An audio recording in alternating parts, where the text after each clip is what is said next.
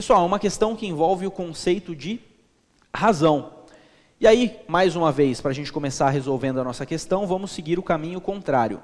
Vamos ler primeiro a pergunta. Ó, ele diz na pergunta, qual desses jogadores apresentou o maior desempenho? Opa, li só a pergunta, não tem como eu saber muito bem do que se trata. Vou ler algo a respeito desses jogadores. Ele falou aqui, ó, jogador 1, derrubou 50 pinos em 85 jogadas. Opa, então eu começo a entender o quê?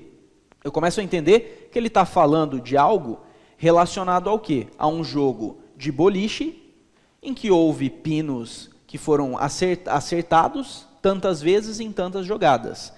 Vamos ler agora o enunciado desde o começo? Ele vai falar aqui, ó, boliche é um jogo em que se arremessa uma bola sobre uma pista para atingir 10 pinos. Pessoal, preciso saber isso para resolver a questão? Não. Então veja você mais uma vez que o Enem sempre traz textos desnecessários no seu enunciado. Então vamos seguir essa boa dica de ler sempre a pergunta antes do nosso texto inicial. Ele fala aqui, 10 pinos dispostos em uma formação de base triangular, buscando derrubar o maior número de pinos. Aí ele fala aqui, opa, a razão entre o total de vezes que o jogador derruba todos os pinos e o número de jogadas determina o seu desempenho. Olha só que interessante, ele está trazendo mais uma vez o conceito de razão, e dessa vez o conceito de razão traz para a gente o quê? A interpretação de desempenho. Como é que eu vou medir o desempenho de um jogador? Eu posso medir o desempenho comparando o todo, ou seja, a quantidade de jogadas que ele teve, com a quantidade de acertos que ele teve. E é justamente... Desculpa, pessoal. E é justamente isso que a questão traz para a gente. Vamos ver aqui a razão de desempenho de cada um dos jogadores? Desculpa, o professor engasgou-se com a água aqui. Daqui a pouco eu tenho um treco online e aí vocês me socorrem aqui, tá? Vocês começam a gritar no chat para alguém socorrer o professor que se engasgou. Pronto, voltei. Tudo bem. Então vamos lá, pessoal. Vou pedir um pouquinho da ajuda de vocês, tá? Para a gente escrever todas as razões. Ó, ele fala ali do jogador 1. O jogador 1, ele teve quantos acertos em quantas jogadas? Ele teve aí o quê? 50 acertos em 50 acertos em 85 jogadas, é isso? 50 acertos em 85 jogadas. O jogador 2, ele teve quantos acertos em quantas jogadas? Ele teve aí 40 acertos em 65 jogadas. 40 acertos em 65 jogadas. Já o jogador 3, ele teve quantos acertos em quantas jogadas? Vamos dar uma olhadinha aqui. O jogador 3, ele teve 20 acertos em 65 o quê? Jogadas. E o jogador 4, ele teve quantos acertos em quantas jogadas? Vamos dar uma olhadinha aqui, ele teve 48 acertos em 90 jogadas. E aí eles querem saber aqui da gente, qual foi o jogador que teve o melhor desempenho, pessoal? Ó, vamos dar uma olhadinha aqui. A pessoa que tem o melhor desempenho, é fácil a gente perceber que o jogador que teve o melhor desempenho foi aquele que o quê? Que dentre as suas jogadas acertou mais vezes. Então, olha só, pessoal, vamos olhar, por exemplo, aqui, ó, o jogador 2 e o jogador 3.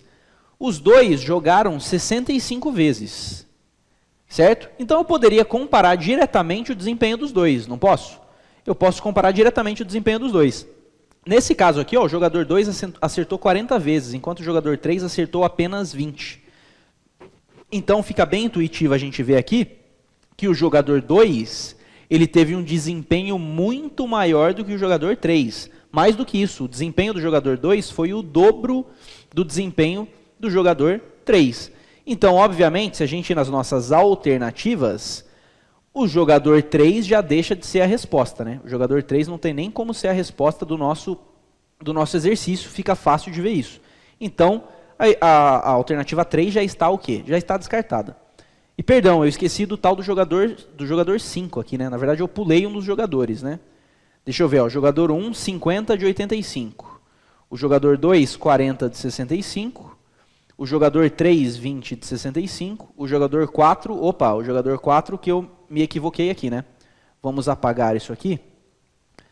Vamos apagar isso aqui e aí a gente já coloca a informação certa, tá? O jogador 4 é diferente, né? O jogador 4 ele fez 30 de 40.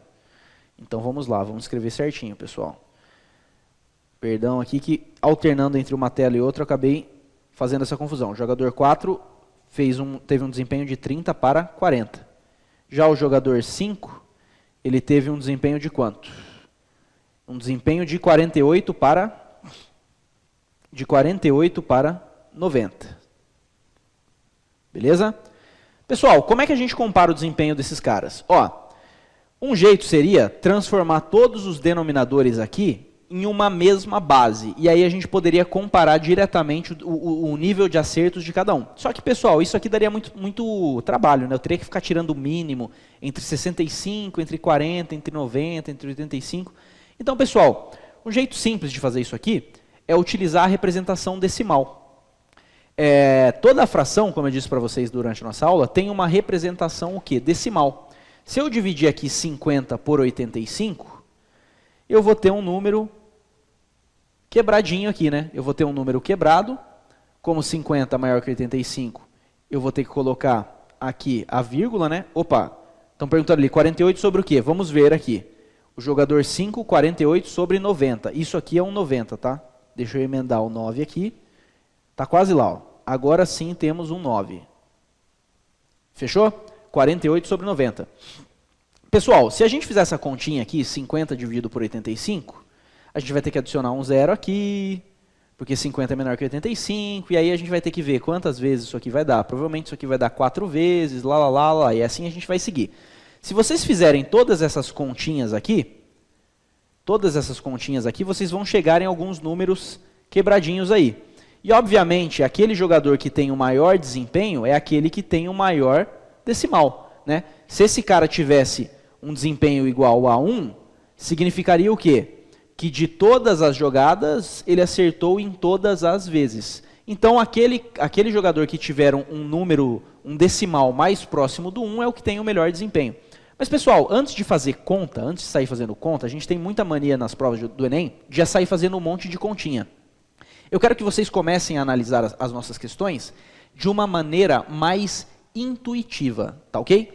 Como assim intuitiva? Vocês vão ver, e eu vou induzir vocês muitas vezes, pessoal, a não fazerem contas e mesmo assim resolverem as questões do Enem. Adriano, como assim?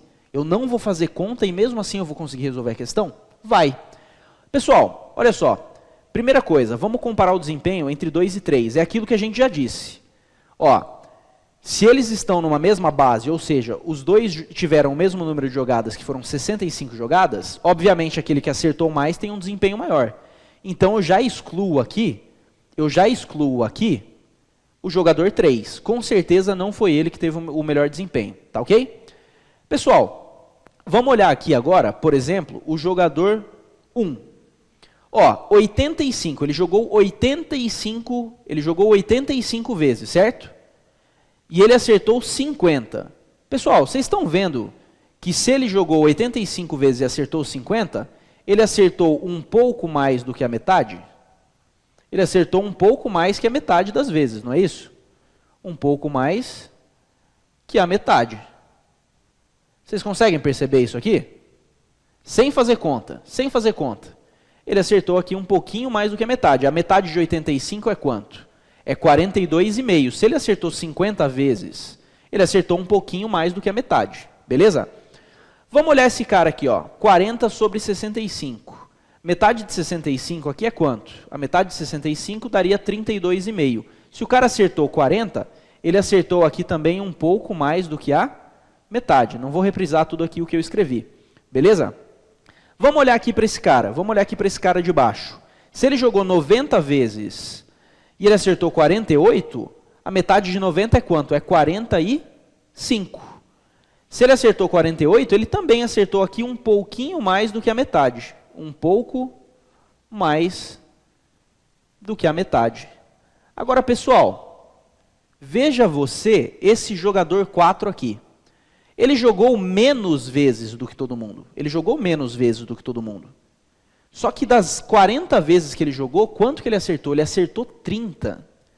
Então, quanto que seria a metade das 40? Seriam 20 jogadas. Ele acertou as 20 e mais 10. Esse cara acertou, se a gente fosse fazer as continhas aqui, 0,75. Ou seja, 75% das jogadas esse cara acertou. Pessoal, sem fazer conta, vocês podem fazer as contas para conferir, a gente consegue inferir o quê? Que o jogador 4 é aquele que tem o maior desempenho. Conseguem ver que muitas vezes as questões do Enem, você não vai precisar fazer muita continha para deduzir as coisas? E eu quero que vocês comecem a ter esse tipo de raciocínio, tá ok, pessoal? Ah, Adriano, eu estou meio inseguro quanto, por exemplo, a letra, o jogador 1. Porque o jogador 1, ele acertou 50 de 85. Então, beleza, faça a continha aí e você vai ver que esse número ele vai ser menor do que 0,75. Beleza? Então, pessoal, pelo raciocínio lógico e intuitivo, a gente consegue ver que o jogador que teve o maior desempenho aqui foi o jogador 4. Tá ok? Pessoal, tentei fazer essa questão sem fazer continhas, mas fica aí como lição para vocês calcular o índice de desempenho de cada um desses jogadores, e aí vocês vão constatar que realmente o jogador 4 é o que tem o melhor desempenho. Beleza? Válida essa dica aí, pessoal? Vocês conseguem visualizar que é possível resolver essa questão sem fazer continha? Beleza?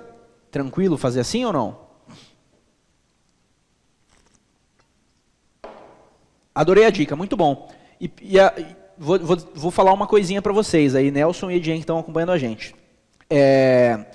Muitas questões do Enem tentem resolver dessa maneira, tá? Porque uma questão que de repente você ia perder aí alguns minutinhos fazendo continha, você só bate o olho e já consegue resolver, tá? Muitas questões o Enem vai para esse lado. O candidato que tem esse raciocínio mais rápido, ele vai ganhar tempo nesse tipo de questão, beleza?